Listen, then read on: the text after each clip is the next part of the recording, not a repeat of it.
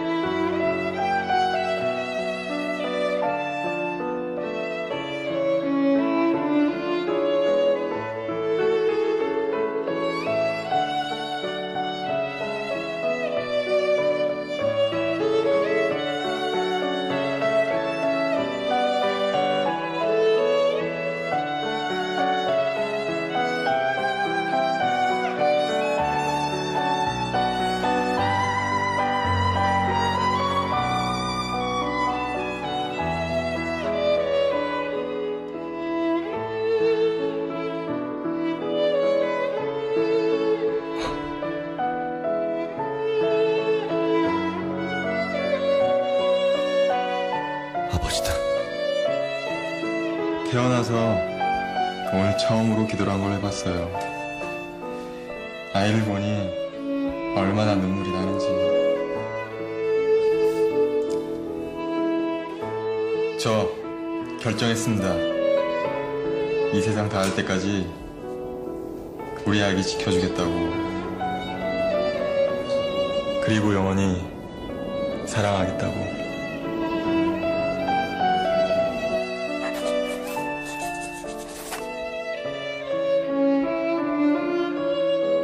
아이를 위해 기도해주세요. All right. So good morning. Good morning, everyone. Welcome to AKMA Financial Independence Track Seminar. So thank you for coming in. So it's already 4:07 and we'll have to start our most awaited Financial Independence Track Seminar. Okay. So first things first, I would like to introduce myself. Okay, I am Lilibet Soriano Valete. I am one of your AKMA financial coach. I've been with the profession for already almost 20 years and have been helped many customers make their lives better. So today, I hope I will do the same with you to all of our viewers. So am I loud and clear? Okay, so let's proceed with our topic for today. It's about financial independence. So when we talk about financial independence, we are talking about two people who are we always encounter in the industry, correct? So the first type of people are those who are close to achieving their financial independency and living a quality life. So nakita niyan sa picture. Ito yung maganda yung picture, and to your left, okay, because to them in their life money is the last thing that they worry about. So sa second picture naman on the right that you could see in your screen, these are the people who keep themselves busy working all the time, still living from paycheck to paycheck, being sick and not really getting anywhere. Sobrang stress sila on a daily basis. Kaya ang kanyang background is black, di ba? Black means stress. No, so they are the ones who make sacrifices just to make both ends meet, pero hindi pa rin siya sapat. Correct? So we oftentimes have people say, naririnig natin to always sa mga tao na kumakausap sa atin, gusto ko maging mayaman. Diba? I want to be rich, Miss Bing. But have you ever thought, if you have that kind of question, what does being rich means to you, really? Diba? Kasi being rich may be actually subjective. One may consider that, she is rich already if he has this type of million of pesos, no? X amount of million pesos in the bank account. Or people naman would consider themselves as rich already if they could afford to have their meats end at the end of the day or at the end of the month. So we are talking about different mindsets of people here. So what people really are aspiring is to become financially independent. Because as we all know, money is just an end to the means. Diba? We don't aspire for money itself. No? We aspire for the feelings that this money would bring us, which means financial independence. We are able to pay the bills on time and pay for our obligations and being able to provide for what our family or loved ones really need at the same time. Siyempre gusto natin yung lifestyle natin would dictate what we would want to have because we have money, and not because we don't have money our lifestyle will suffer. Correct? For that reason, now more than ever, people need to be more aware on how to achieve their financial independence. So yun po yung aming goal sa ating lahat ng aming mga viewers here in AKMA. We would want you to become prepared. This is what we are here for. And we would want everyone who would be watching this video to have that right track, for them to be on that right track to financial independence. Do you want to be on your financial independence correct track pathway? Diba? Gusto niyo po ba yon? Can I have a yes or thumbs up for those people who would want to really see themselves into that financial success track? Diba? So, may mga nag-yes na po ba? I can see, yes. Thank you for participating. So that's our end goal. Everyone would be on their hindsight to become financially successful.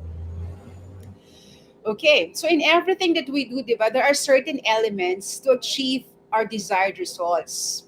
parang lang dun sa nagluluto, there would always be recipe. Diba? Madaming recipe, madaling sundan, kaya natin gawin yon, and we would achieve the same result. So in this video or in this live session, we would want to show you also the recipe for a very simple financial track success, 'di ba? So pag gagawin natin 'to, all of these recipes will be uh, in our armory. We will have a very successful financial future. So what are these elements that we are about to talk to? So there were only four. So ang pinakamahalaga at ang pinakapaborito ko po dito is the mindset. No, number one is the mindset. This is the area where most people fail. Have you ever thought, if you listen to a person, no, ako kasi mahilig ako makipag-usap sa tao and get to really think of what their mindset is all about their finances. Siyempre, as one of the Christians, we would want to talk about God first, and second would be money. But in terms of being successful in terms of financial, what is your mindset? What is our mindset? Diba? Only few people kasi are willing to get up in the morning even before the alarm goes off, because they don't have really the passion to really exert their effort and put an extra mile and that discipline and commitment to really achieve their financial goals. Wala sila nun eh. Wala, majority of people are like that, because as Anthony Robbins is always telling us, there is what we call, for the poor mindset, there is what we call a learned helplessness. Diba? Grabe yun, no? Yung tipong wala na talaga, hindi na talaga to mababago. So, watch out, guys. Ang learned helplessness is not the mindset that we are teaching here. No, we are teaching here that that a good mindset is that we create our own financial future because we really put blood and sweat and dedication towards our financial goals. So that is the real first element to have a very good financial future. Second, ano ba yon?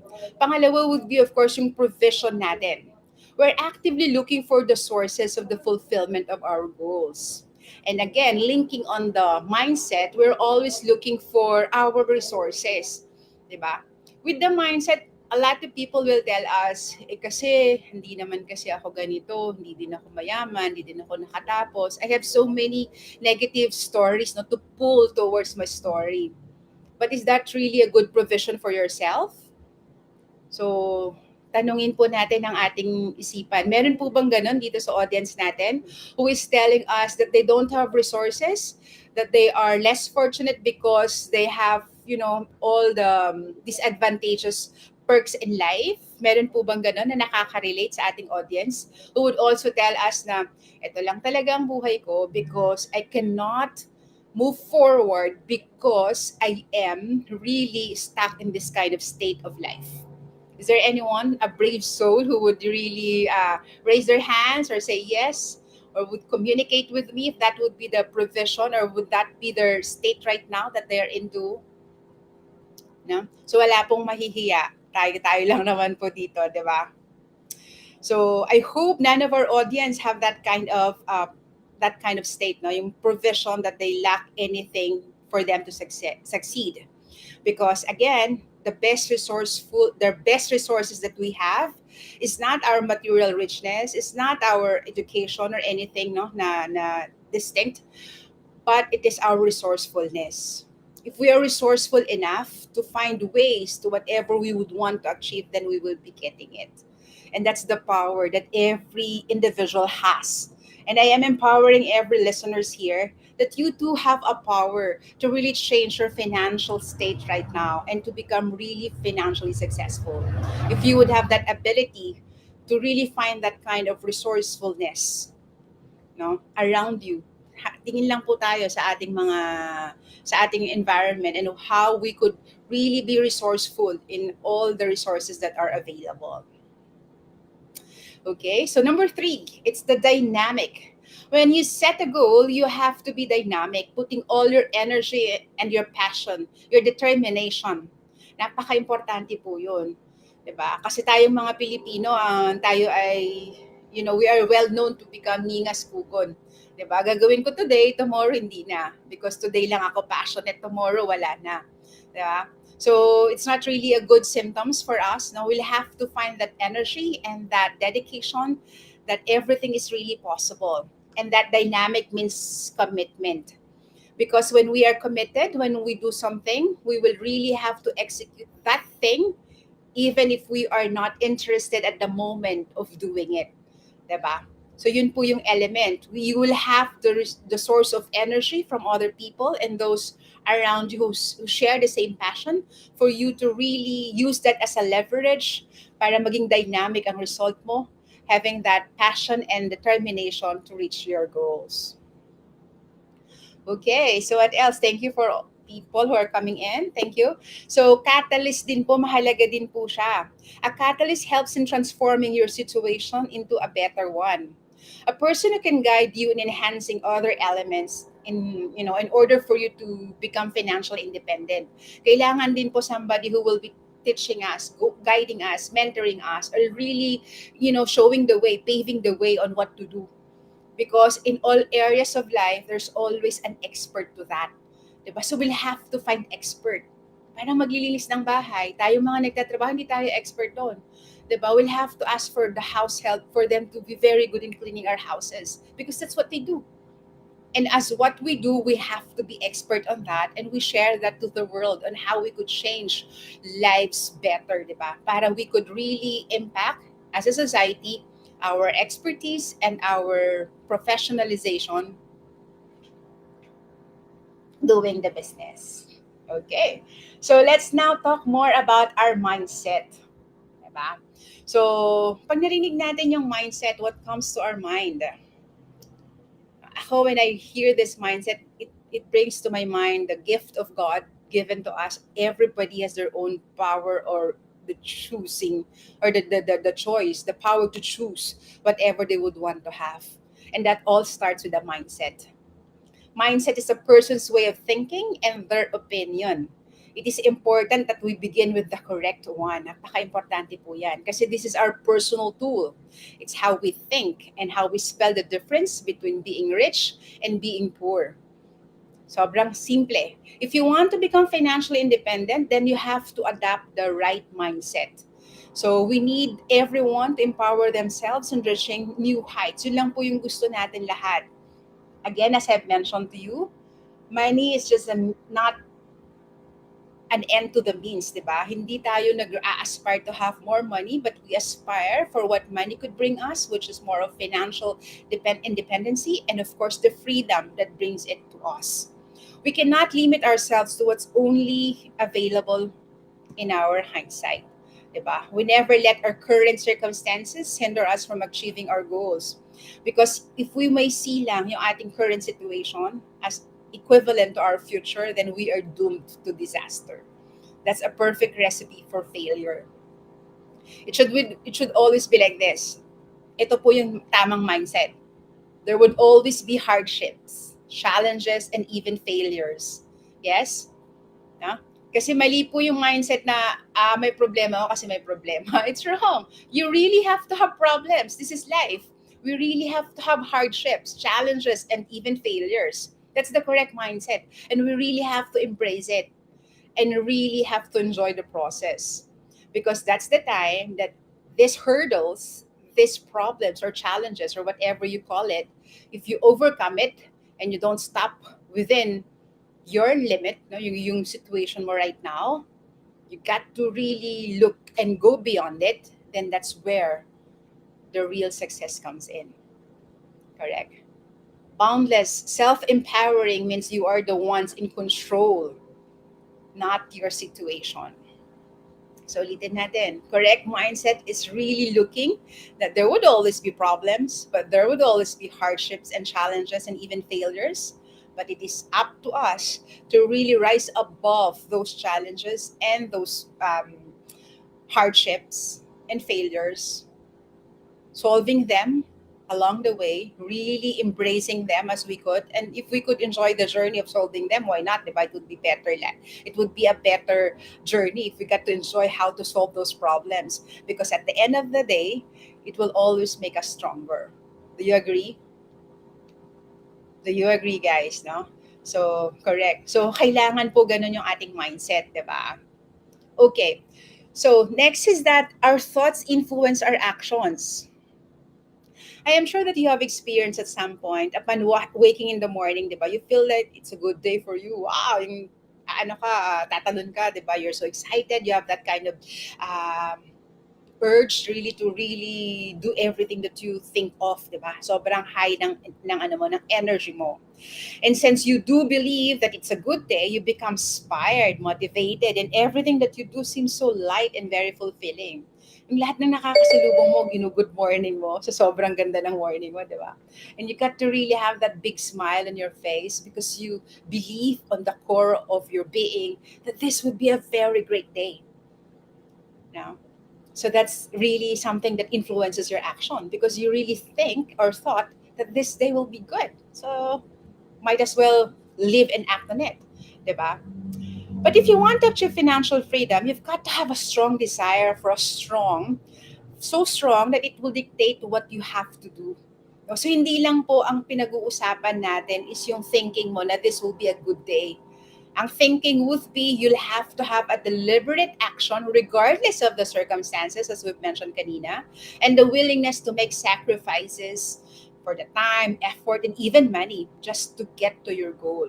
So that spells the difference between a rich mindset and a poor mindset because the thoughts of the poor people, poor who have poor mindset, have a different results through their actions. Do you agree? Sa aking mga viewers, do you agree that you really have to watch your thoughts because it becomes your actions? Correct? So next, believing in yourself that you can reach greater heights or period of strong desire to achieve it will make you very passionate in what you do and not be distracted even during very challenging times. Even if you feel so difficult at time, ang hirap naman itong pinagdadaanan ko, hindi ko mapagdugto ang mga buhay-buhay, di ba? Those, I came from a very poor family and I could really witness how a disastrous financial economy of a family could really not so ruin but challenge your capability of really going to school with a good mindset, di ba? That everything will be okay. Wala kang baon, wala kang anything, di ba? But that's a test of your character and your commitment. These challenges will just propel you for you to have a very good destiny if you get to have that written in your mind that everything is achievable and you have your goal. Kaya naman yung ating pinag-uusapan ngayon is more of your financial goals. 'Di ba? Bakit mahalaga ang isang financial goals? No? A goal without commitment is merely a dream. So in this session, we would want everyone, we're encouraging everyone to have their financial goal. Can anyone would want to share or text or message me here kung ano ang kanilang financial goal? Dahil napakahalaga po niyan. Correct? So I challenge people to really, really think big. This is to help you further break free from your limiting beliefs. Ang dami kasi nating mga limiting beliefs. Yung mga tipong, ang nanay ko at ang tatay ko is ganito lang. So ako, ang tatay at nanay, ako then also would follow their path and I would also be like my mother and their father. Gone were those 1950s African movie, 'di ba? Na slave yung nanay at tatay, the slave ang anak at apo, 'di ba? So we are already into this area that everyone would have to think big, that regardless of your age or your situation or your status in life, everything is possible. We are not injecting here no materialism. We are injecting here that everything is possible within your realm of control if you really would want to pursue it. Again, in AKMA, we would want to really have that financial hierarchy, di ba, nauuna sa amin ng Diyos at pangalawa pa lang po ang material things. We would want to reflect onto that kind of hierarchy as well. Okay, so but we would want to, in terms of our financial thing, we would want to really think big because we have so much limiting beliefs. No, na pwede naman pala na mabuhay tayo ng maalwan at masagana if we just have to put the effort and we have to live or act the part. Yun po yung ating mensahe here. Diba? So, how would you want to live your life? Is the life that you have right now is the life that you would want to have? No? O mas gusto nyo naman po ng different life? Or mas gusto niyong mabuhay ng mas maalawan? Diba? Is anyone here who would say that he is already living the life that he wants to have? No? So, meron po ba dito na magsasabi na okay na ako, Miss Bing, I am no longer needing to think big because I already achieved everything that I have. Then for those people who would say that, congratulations. Diba? But again, those people who've already achieved what they've had, they will really have to think bigger, not because again of accumulating more money, but because they would want to have more progress for themselves. And after all, life is just about progress. Okay? So when asked what they want, some people would normally say, di ba, madaming tao nagsasabi kasi na gusto ko maging mayaman, gusto ko maging successful, di ba? And they don't even know what makes them really rich, di ba, onto their own terms. So sinabi mo, okay, so Mr. Juan, how do you define yourself to become rich? Paano po ba yun? Ano po ba ang definition nyo ng pagiging rich? Di ba? So you have to be clear and very, very clear, no? Because clarity is power. Diba? You have to know and be clear on what you want. Because if you don't, you'll just end up to a story na sinabi ng isang um, friend niya, I want to have more money. Then binigyan ng friend niya ng 1 peso. Okay, you already have another 1 peso, another money. So is your goal achieved? Yes, na-achieve niya. More money daw eh. So binigyan ng piso. That's already more money. Correct? Unless we define what type of money or how much we would want to have or a clear pathway, diba? It will never be realized. So gusto po natin sa AKMA, we would want you to commit to your clear goal, your financial goals. Bakit kailangan natin i-commit yan ng financial goals? Commitment is just like marrying individual, di ba? Sometimes there are people, marriage is not like a bed of roses to everyone who are married, just like me, correct? But commitment will stay you committed with the partner that you have, or your husband or your wife, because you're committed to each other. So similarly with the goal that you have, when you commit it, when you already have commitment towards that goal, so regardless of whatever circumstances you would have in the future or even at present, you will really go above that kind of situation and really fill in to that kind of commitment. Mahihit at mahihit mo po yan when you put your commitment to that. Now, to get what you want, I will have to rephrase this. You'll have to know exactly what you want, and you have to be very, very clear about it. The very, very, very, very clear, sobrang redundant. But then again, you have to be very specific and as detailed as possible. We oftentimes hear this, but do we really put that into action? Are we really detailed in everything that we are putting in as our financial goals? Diba? So check po natin. So may mga detalye na po ba ang ating mga financial goals? How many hours would you be, how many years would you be working? How much money would you have before you leave corporate? Or how many investment ventures would you need to generate before you could say yourself you're already financially able and not think about work or money? Those are things that we would want to have our audience to really ponder, because clarity is what would bring us to the right destination. Agree? So maraming salamat po for those people who are coming in and for those who are staying. So please like and share this video or this live so that everybody would have, a lot of people would really be benefited into this session. So there's an excitement, di ba? May excitement yung transition natin from going to wherever we are right now and to where we would want to go. So there should always be, from point A to point B, there would always be what? Anong mas mahalaga? Mas mahalaga ba yung pagpunta natin sa point B, that's our financial goals, or our steps or progress going to the financial goals that we have? Is there anyone here who would answer my question? What is more important? Is our goals or the process or the method of getting to our goals? Yan, mag-comment naman po kayo. No? Anyone?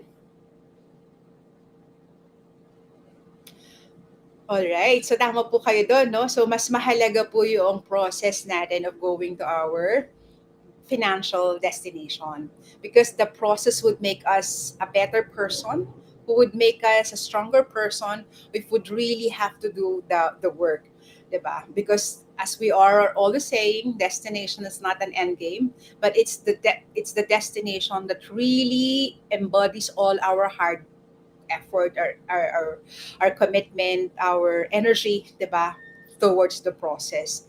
And going to that financial destinations that we always want to have or dreamed of, or being clear on what we would want to have, is something that would really excite us going forward or moving forward. Are you with me? So na-excite po ba tayo? Nakikita na po ba natin yung ating mga financial goals into reality? Because we're already committed into those financial goals that we have, no? For all of the audiences, no? Meron na po ba na nai-excite, na nakakaramdam po na ang kanilang financial goals would be something that they are very much excited? Wow. So thank you. So next slide, please. Usap na po natin, nakita na natin what we want, di ba? We're already clear on what we want. So right now, our next step would be to visualize it. Have you ever wondered why, just by talking about some food, di ba, sometimes, di ba, pag sinabi natin, sana may mangga at saka at saka alamang, di ba? Parang naglalaway ka na kaagad, no? Parang wala ka namang mangga sa harapan mo, pero you just even thought of the mangga and the alamang, it already, salivate you, no? So, ganun po yung power ng visualization. Because fun fact, our brain could not realize if it's your reality or just your visualization. Ganun kagaling ang Diyos na gumawa ng ating imagination. Galing, di ba? So we can live like rich people. I have mastered this already when I was young. We were really poor, di ba? But I really visualize that I am already rich. No? And I really act on it. No? Na parang feeling ko I already have the money that I have. I am already manifesting the prosperity of life that there is.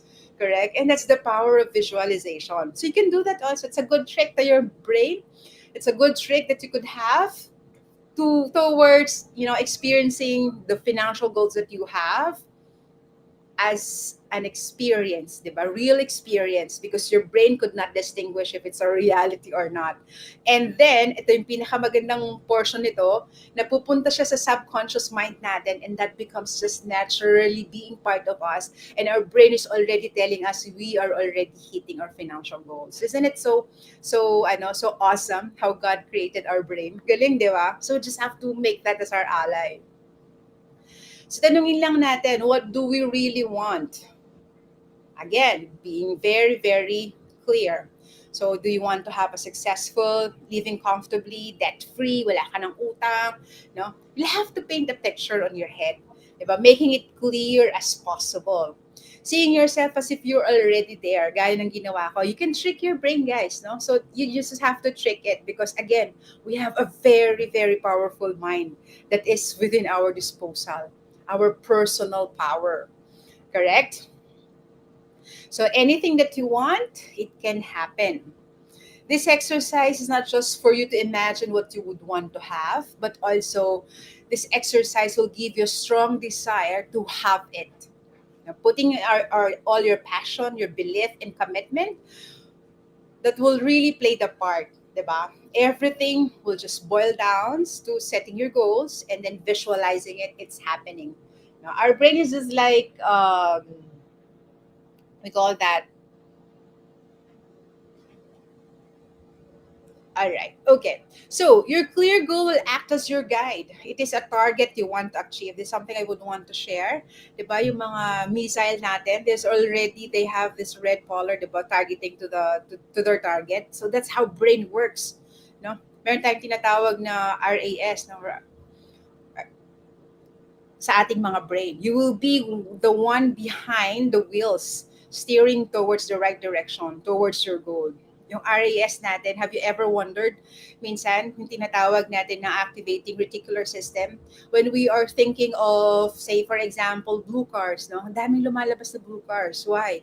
Because we are really thinking of that, and our brain is really associating on that moment, that particular color of the car. No? Pag bumili ka, your mind into red dress, di ba? Ang dami mo nakitang red dress. Because your active reticular system, the RAS natin, sa brain natin, tina-target niya yung gustong marating ng brain mo. Gusto mong red dress, eto, ang daming red dress. So whatever you put your mind into it, you will have that. It's very smart, di ba? So just try the power of visualization and your brain will really start doing their work to you based on what you would input to that program, to your financial desire. Okay, so when you start writing down your goals, remember to make it smart. Diba? Alam natin lahat yan. Ulitin natin. It's specific, measurable, attainable, realistic, and time-bound. We don't want to discuss much of that because I'm sure everyone would know about the smart thing, di ba? Alam natin yan na kailangan maging specific tayo, maging measurable, na measure natin yung ating um, goal, correct? Say something specific is that I would want to have this much 5 years from now. Measurable, how much? What is that? Diba? Attainable is, of course, if I am earning 2 million a year right now, I could attain 3 million or 4 million in the next 5 years. So that's something attainable. Correct? Huwag naman yung masyadong malotohanan mo. But if you do have that action plans to reach that kind of thinking big towards your financial goals, then why not? Correct? But you have to put in some realistic scheme, no? Kailangan realistic tayo sa ating mga financial goals.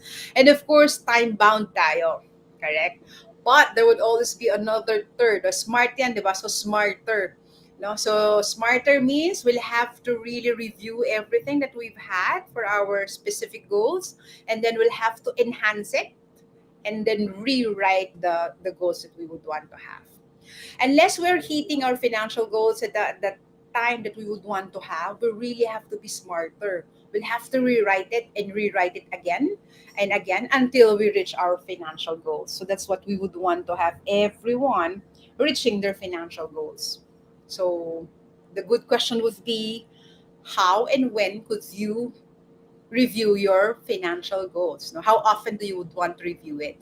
Is it in a monthly basis? Is it in a yearly basis? Diba? So, it depends on you.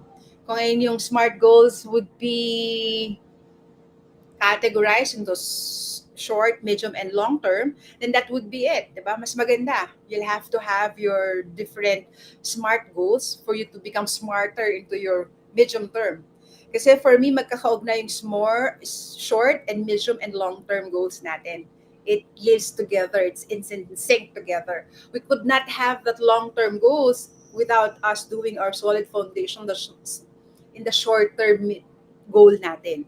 So, ganun po yung gusto nating i-convey. We'll have to really practice doing our shorter goal, practice of really hitting that financial goals of ours in a short-term period. And once we do it, we will be better equipped to have that medium-term goals and we'll have to be very good into our long-term goals. Meaning, ito po yung key, pag nadadan natin ang short-term goals natin, it would be easier for us to really hit the medium-term goals natin. And it would be very easy for us, if not that hard, diba? Because we've hit our short and medium, the long-term will just, chase the results out of it. Isn't it nice that we have to really engage in hitting or in practicing hitting or reaching our short-term goals or medium-term goals and long-term goals? All right? Okay. Bilis ng oras, 39 minutes already. So, I would want everyone to write down your exact goals, no? So, nasa comfort of your home po kayo. So, let's do the of whatever I have mentioned here. I would want you to write down everything that you would want to have and you would want to own. Diba? So, I'm giving you 3 minutes. Diba? So, lagay po natin anything that goes to our mind. Wala pong, wala pong limit, di ba?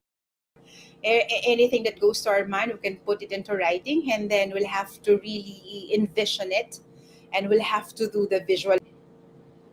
Okay, so are there people who are already writing their goals? So I hope you will be writing if you're not writing right now. I hope, our objective is to you really have that time with your life, for tonight or within the day.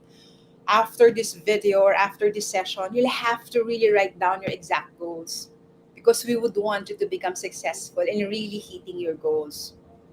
Okay, and then second thing, after you finish writing that goals, is we have to remember the visualization. reflect on what you really want to have, diba? Tapos you'll have to have that kind of strong desire so that you would want to see yourself, you're already having that kind of desire right now. 'Di ba? So dati gusto ko lang green paint, 'di ba? So yan, may green pintura na kami. Ganun lang kasimple, mga short term natin, 'di ba? So kailangan meron lang akong gustong feeling like a hotel vibe office work. So you don't have that. It's a short term, very easy to achieve. So but you are training already yourself to really hitting your financial goals in a short term period, right? So that's the essence of this kind of scenario. You really have to hit that because you have the recipe, the elements of hitting your financial goals. Does that sound really exciting to everyone here? Okay.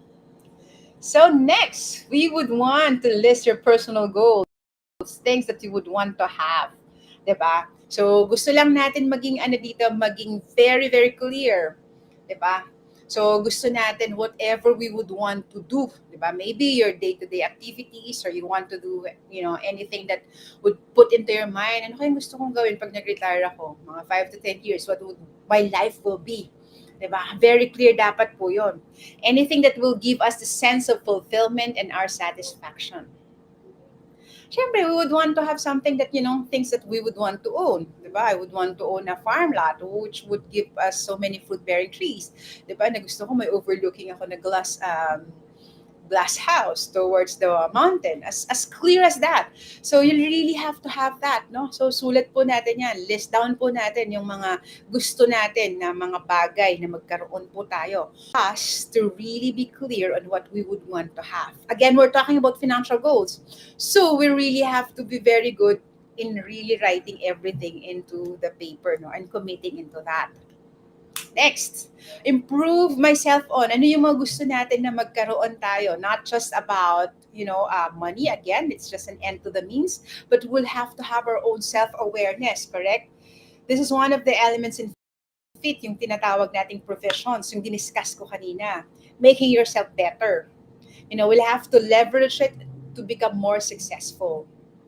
And of course, we would want to be grateful, di ba? Everything starts with gratitude because everything is will never be here without God's grace, and we are acknowledging that in a daily minute or in a daily basis or every minute of our life. We'll really have to breathe that type of gratitude because all important things that we'll have would really mean a sense of appreciation to the people who have helped us and of course to the God who showered or blessed our work, 'di ba? So gusto po niyan.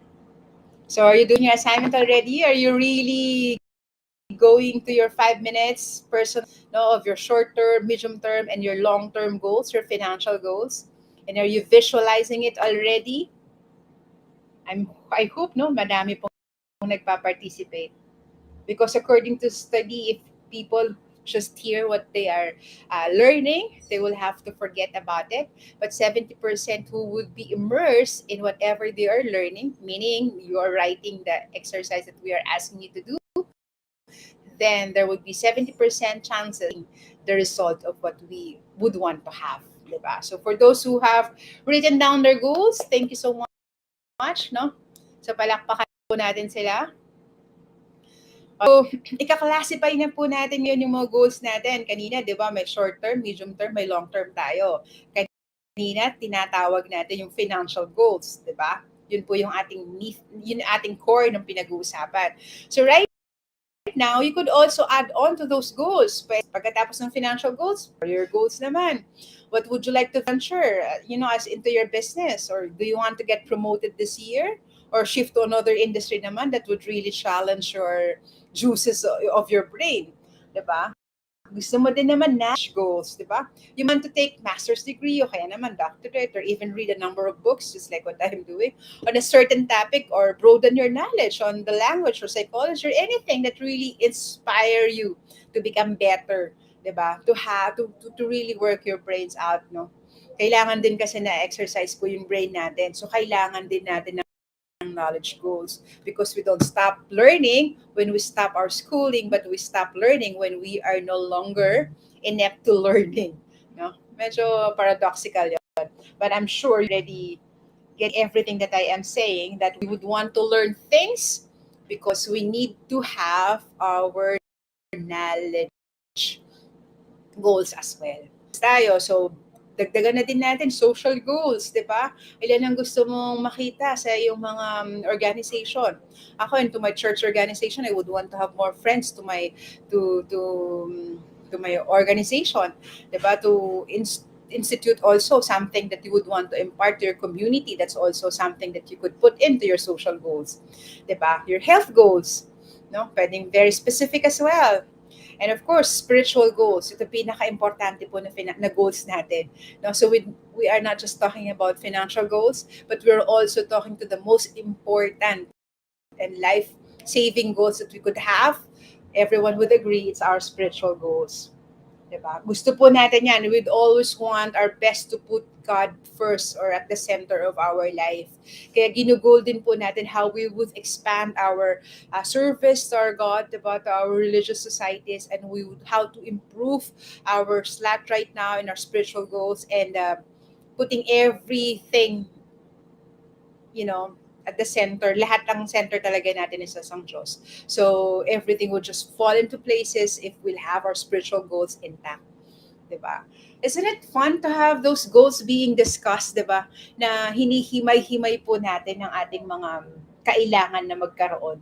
Diba? Kasi after all, life is about bringing progress, diba?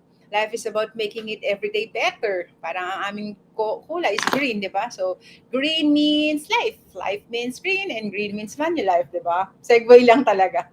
Okay, so you can use this worksheet in writing as you categorize these goals. Those who would want to get this goal sheet to me, PM lang po ako. We would be gladly give you this worksheet that you're seeing in the screen.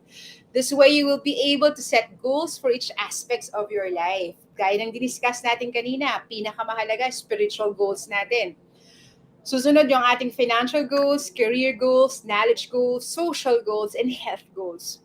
No, dagdag natin yan, maganda nga din relationship goals eh. 'Di ba? Yung mga tipong hindi ka sisigawan ng asawa mo, you're always sweet, 'di ba? That's also something that we could aspire to have for those people who are in relationship, 'di ba? So relationship goals also for those people who are into relationships. Okay, so we're reaching already for the next worksheet. In each of the goal that we have already or you've already written down, di ba? Nakapag-categorize na po tayo ng goal natin. Ngayon naman, we'll have to determine our priority level. Siyempre, kailangan meron siyang ranking, di ba? Based on high or low priority. Pag sinabi natin high priority, it's simple. It's very self-explain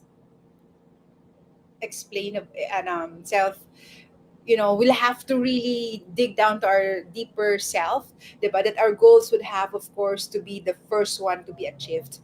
Self-explanatory is the word I was looking for. Diba? So, high priority, parang tipong paggising mo, gusto mo mag-toothbrush, high priority because you cannot talk to other people if you haven't brushed your teeth yet. Diba? Simple as that. So, you cannot go to work without money. You cannot go to work without the blessing of God. So, you have to have high priority list, no? Based on your category, based on your values as well. So I have mentioned these are, of course, sample of those priority as well is the medical expenses, the income protection, nasa financial goals na po tayo ha. And of course, your kids' college fund and even your retirement. Pag sinabi mong low priority, ba't kailangan pa natin ilagay yan sa goals natin? Low priority naman. 'Di ba? Hindi naman. Kasi ang low priority is just like similar to salt, 'di ba? It's not the content of the menu, but the salt makes the menu taste better. 'Di ba? Pampasarap siya ng buhay. So what are those low priorities that we could put into our goals, 'di ba? Just like renovating your house, 'di ba? Or buying another car if you need to because lalaki nyo na.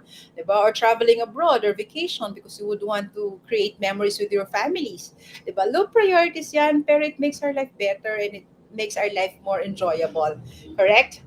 Because people would tend to satisfy their wants. Ito naman po yung banabaliktad natin at kino-correct natin. You'll have to have the high priority first before you go on to the low priorities. Diba? Ibig sabihin, sa example natin kanina, pag nagluluto tayo ng karne, dapat may karne muna tayo bago tayo kumuha ng spices, correct? Kasi anin natin spices, the salt, the vinegar, anything, if we don't have the main menu, wala tayong kakainin. Kaya bang kainin ng puro salt or puro toyo, di ba? As simple as that. So similarly with our financial concepts, we really have to identify what's our high priority before we go on to our low priority dami sila. Okay. Okay. So again, to really push through that, the high priorities are our medical expenses, our income protection, your kids' college fund, and even your retirement. Diba? But of course, gaya ng binanggit ko kanina, pampasaya ng buhay ang mga low priorities. So we really have to put them also to our financial goals, di ba? Ang saya ng buhay. Kasi ang buhay natin kailangan masaya. Correct? So this is the importance of listing down the goals and determining the level of your priority. Once you are able to achieve of 30 goals, na binanggit ko kanina, then it's time for you to have naman your low priorities goals. Diba? So, step by step lang din siya. Okay.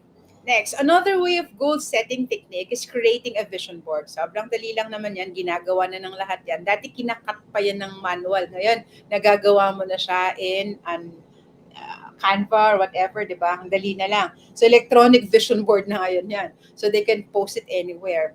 Again, with the power of visualization, those you put onto that vision board always, no? On my experience as well, always 101% becomes are really becoming your reality.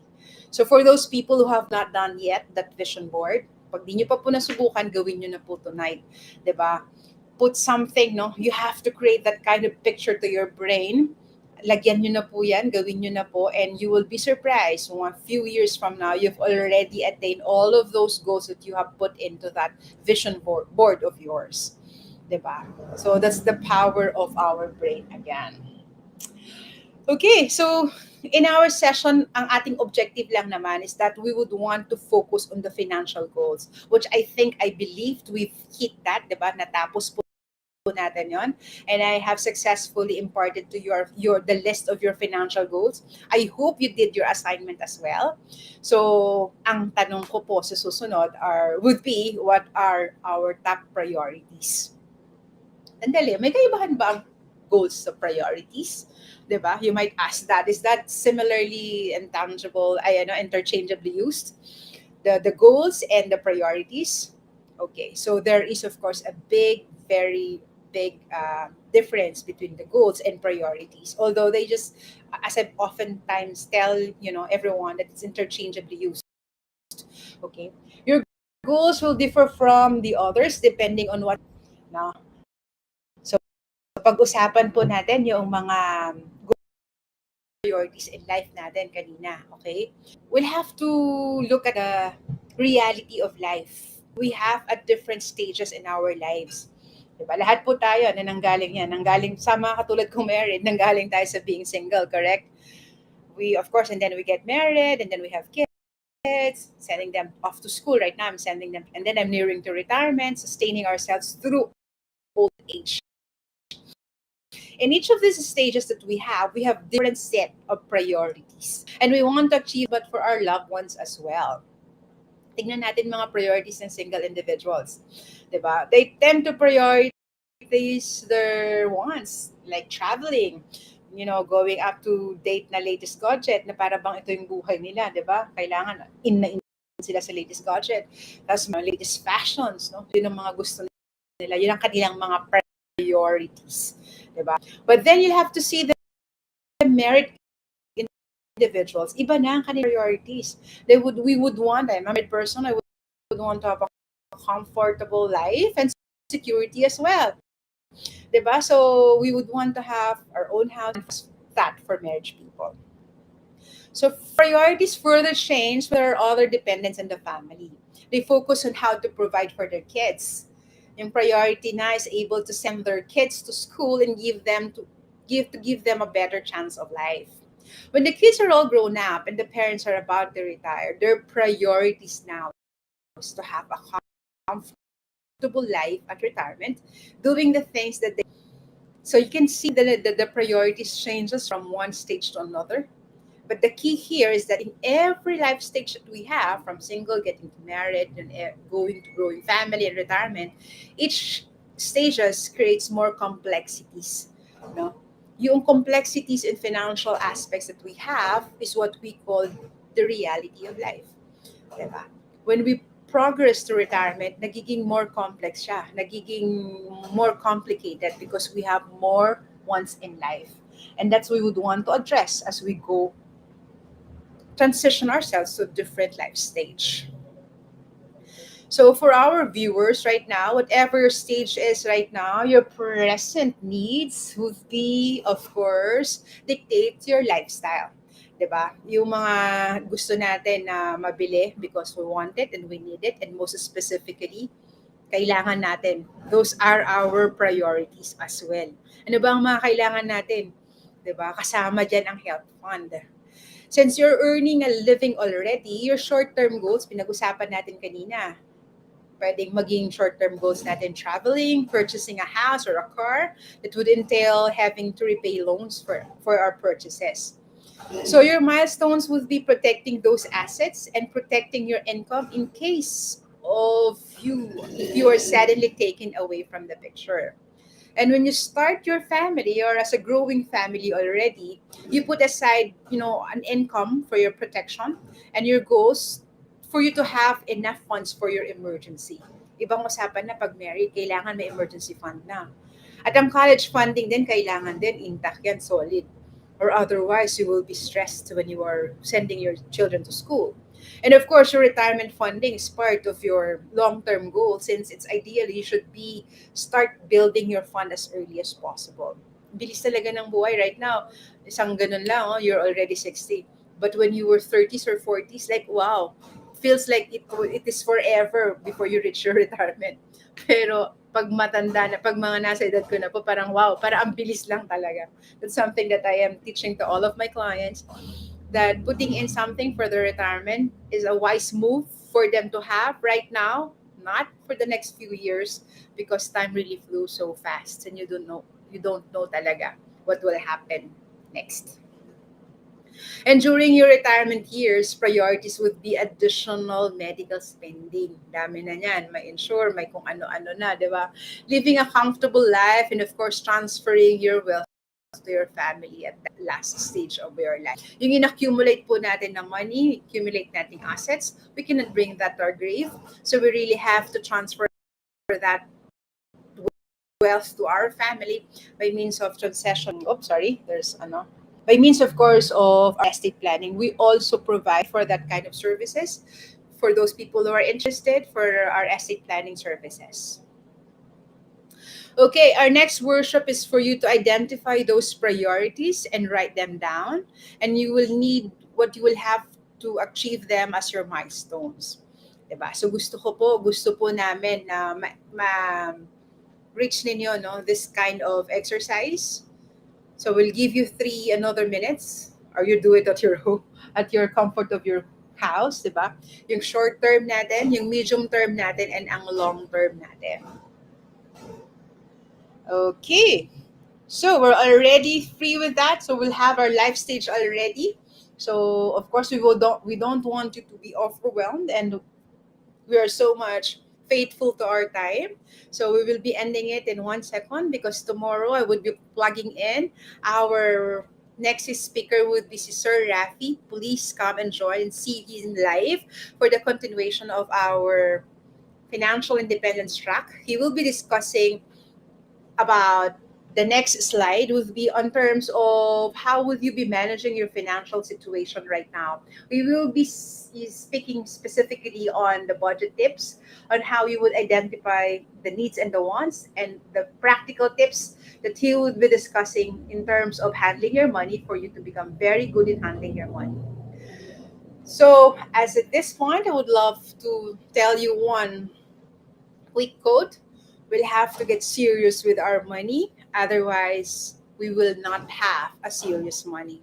So I'm sure you would want to have a serious amount of money. So you'll have to get serious about really handling your money for you to become financially wealthy.